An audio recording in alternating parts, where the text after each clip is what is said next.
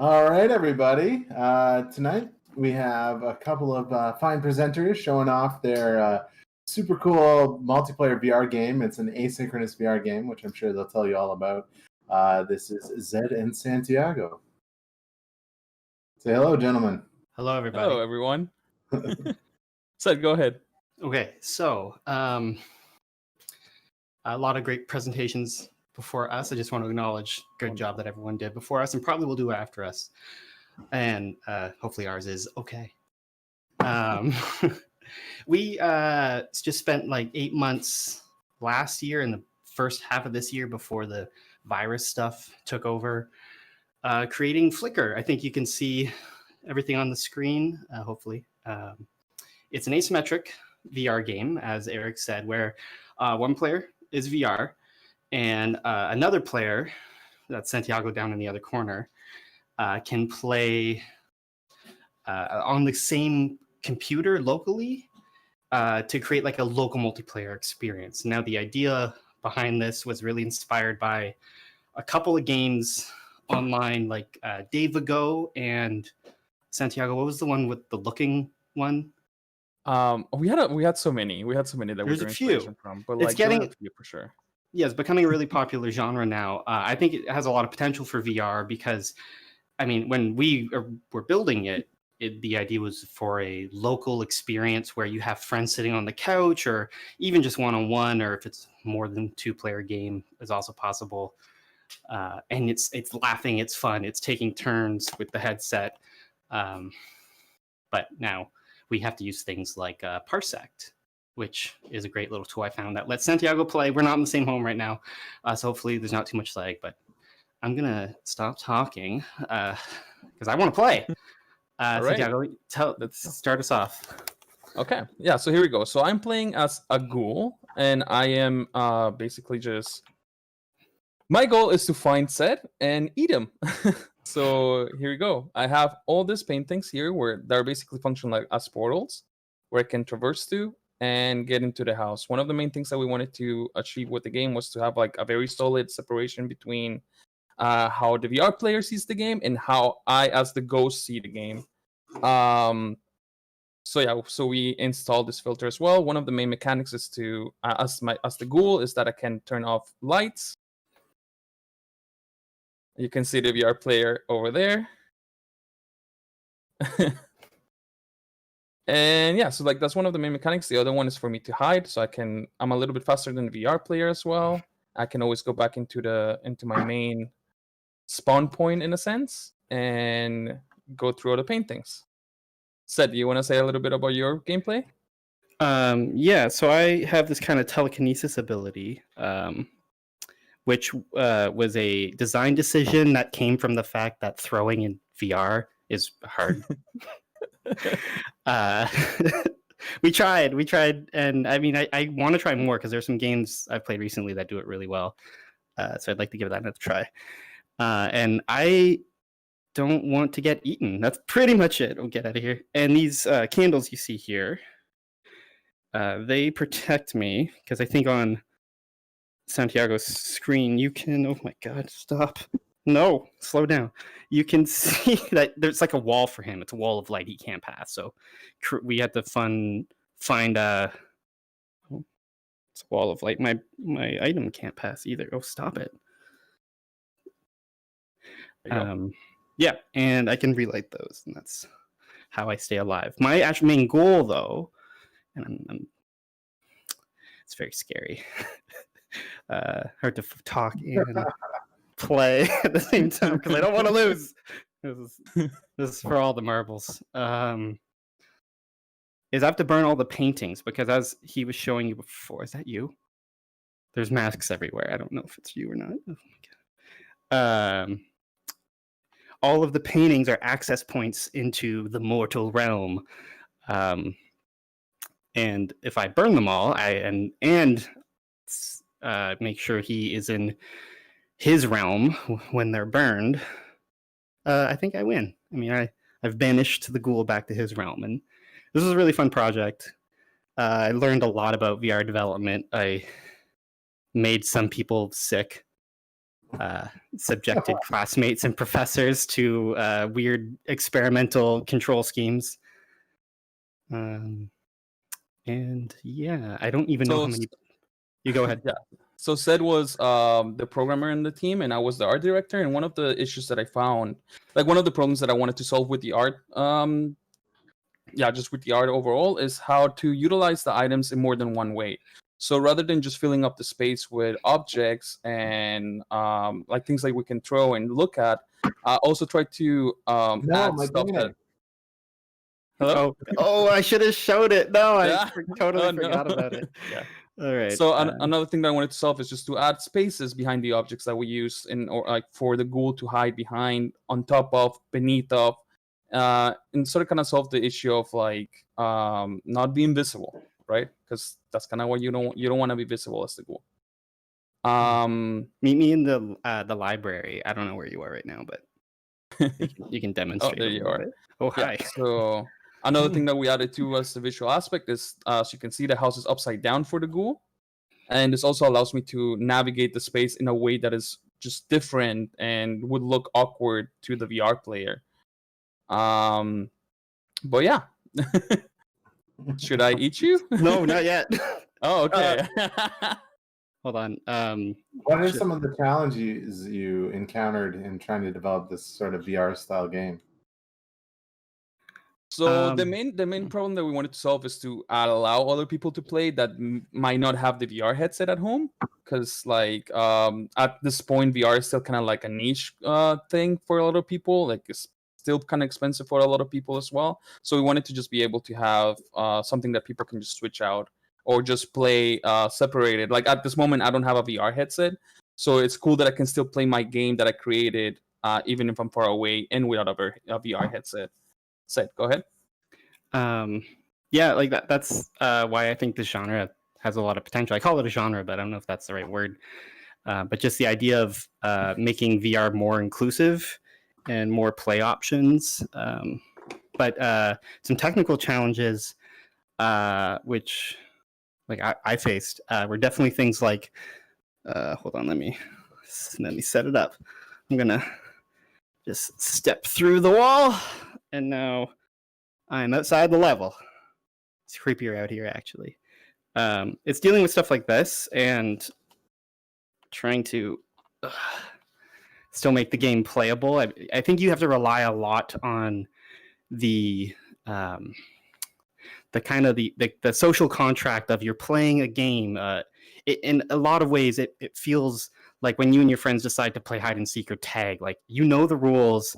Anyone at any time could break the rules, but you just trust that you won't because the game is better when you don't. So it's hard. It's really hard to like program those kinds of rules I found into the gameplay. Oh, there he is. Watch out. Hit him on the mug.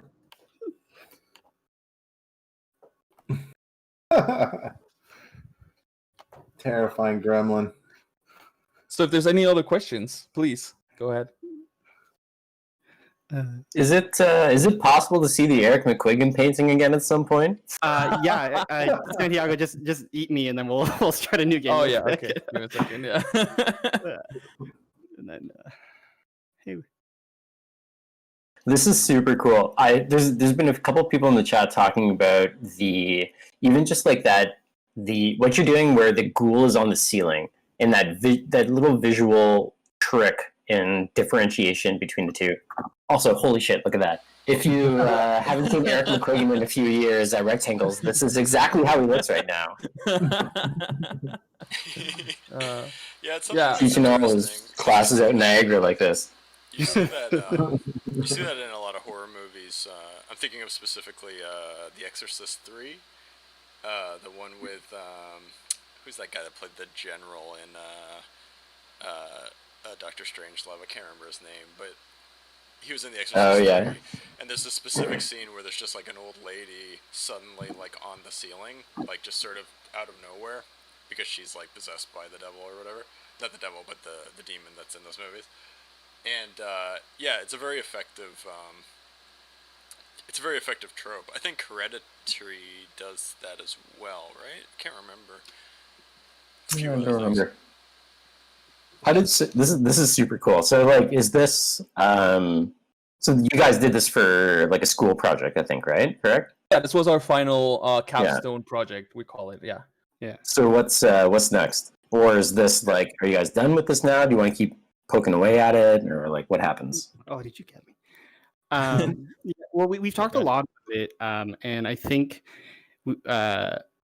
it's at a point where it's just a natural stopping point, and there's so many things we'd like to do. I'm gonna take this off and look at the camera now. To improve upon it, and like different gameplay mechanics, different characters, different all this stuff we want to do, but ultimately, like, it feels done, and like don't want to like overpaint the details. And if anything, I want to keep exploring the asymmetric VR space, and Mhm.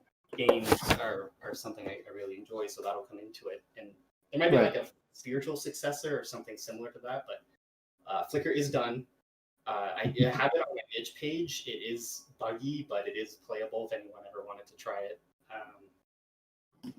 But Yeah, we'll post the link. We'll post the link up in chat for it. I think Please the do, team- yeah. It's best to just stop because we've also been away from it for a while too. So It was also 8 months, right? Like it was 8 months of just working at it and like looking at it, and yeah, like it taught us a lot, and it was definitely a really good beginning to all of the things that we keep on, like we do want to keep on going on with and keep making. But yeah, it just feels like it feels complete. It feels like this is what we wanted to make. And this is something that we can now show, and we're really grateful towards you guys too for letting us show it, because one of the main things that we were kind of sad about were all the conventions that got canceled throughout this entire time, and we weren't able to really display what we worked on so hard. So I'm really glad that we were able to even show it here. Sure. Yeah, no, it's awesome. Great We're work. gonna provide, man. Yep. A cyberspace space. Yeah. There was a question about what all the portraits were of. Oh, okay. They were just like all our classmates and teachers that allowed me to make paintings of them. I was really grateful to that they just allowed me to juxtapose like ready-made paintings basically, and I just slapped their faces on them and had a lot of fun with that. Yeah, I'm really glad that everybody was okay with it, and it was a nice way to kind of like put a bow on it to just show just being thankful towards my team and the teachers that helped us throughout the last 2 years. That's Yeah. cool. it was Nice. really fun coming up with like Easter eggs and stuff too. Like we had lots of ideas. One we ended up with is on all of the different books. We put Yeah. like the emblems or different logos or characters from our classmates' other games. Like they're their capstone projects, and we tried to include them into ours. And we had a classmate who put our ghoul that the character Santiago was playing in their game as like a little sidekick, and that was really fun. Like this like cross pollination of game assets and ideas was really exciting for me.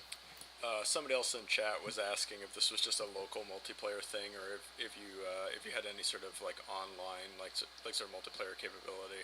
I'm pretty sure you don't, because I know how complicated that would be.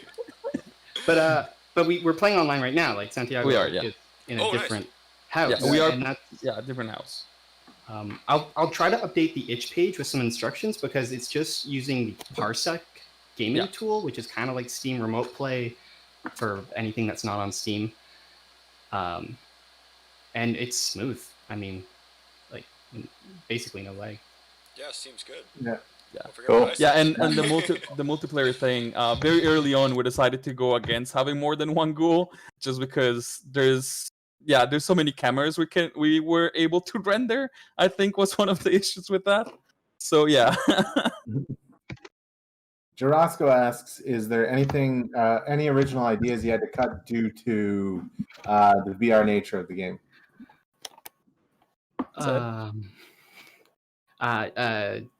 Well, Chris, that's Chris, right? Yeah, right. Guys. I guess like we had a lot of different ideas in the brainstorming phase. it was so hard to remember that it was a VR game, especially because not our whole team was very familiar with VR. It was my first like big VR project, so I can't think of anything specifically. I can think of one. I can think Yeah. of like we wanted a lot of like movable walls and like you being able to find other items that would have certain properties to them. So like I think the one that we were the most excited about was if you move a library wall, then you can find a sword, and that sword insta kills the ghoul, and it makes you just win right away. But yeah, like eventually we had to like really keep the scope like very small because yeah, it was getting out of hand at one point. Yeah. A lot of things were wish listed for sure. Of course. But yeah. Excellent. Cool. Cool. And Well, the- thanks, guys. This was super amazing. Could you Thank you, post thank you so the much. if page into chat so we have a link to it?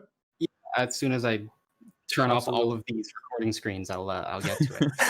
I also have I do have a tiny red dragon. So Oh Yeah, you do indeed. Well, don't go anywhere yet. I Yeah, we want have to a just. real good pipeline of like